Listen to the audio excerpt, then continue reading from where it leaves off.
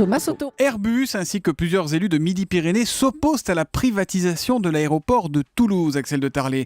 En fait, Airbus et ses élus craignent une main basse du secteur privé sur leur aéroport.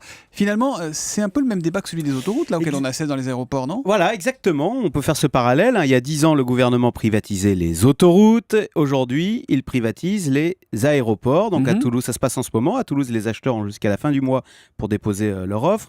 Puis si tout va bien, les aéroports de Lyon, Bordeaux, Nice et Montpellier seront à leur tour privatisés. Sauf qu'effectivement, beaucoup redoutent cette perspective, à commencer à Toulouse par Airbus, qui est quand même le premier utilisateur de l'aéroport de Toulouse. Airbus a des hangars, des bureaux, des pistes.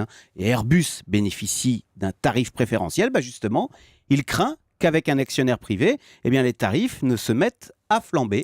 C'est pour ça qu'il s'allie aux élus pour cette lutte. Effectivement, car on est dans une situation, vous l'avez dit, comparable à celle des autoroutes. D'abord, on retrouve les mêmes acheteurs. Ça, c'est un premier indice. On retrouve Macquarie, on retrouve Vinci parmi les acheteurs. Et surtout, l'actif, la marchandise est comparable. De quoi parle-t-on ?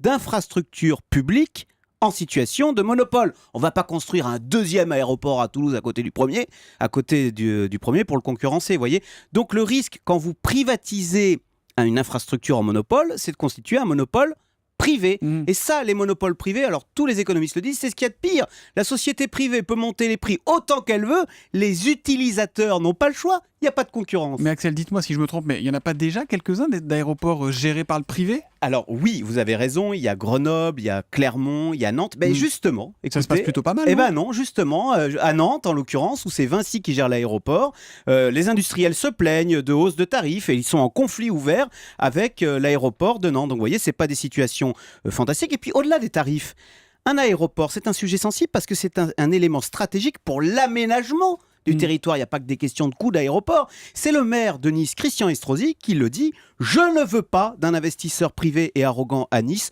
Je refuse que notre aéroport devienne un hub régional pour compagnies low cost. Donc vous voyez, ça va au-delà de la simple question financière. En tous les cas, l'exemple des autoroutes nous montre qu'il faut être assez prudent quand on vend au secteur privé des infrastructures publiques qui sont censées servir à tout le monde. Parce qu'il y a toute une polémique sur les autoroutes en ce moment. Il ne faudrait pas faire exactement la même chose avec les aéroports et se dire dans 10 ans, tiens, on n'aurait pas dû le faire. Le Zoom Echo, Axel de Tarlet, tous les matins à 7h10 sur Europe 1. Merci Axel. Thomas Soto.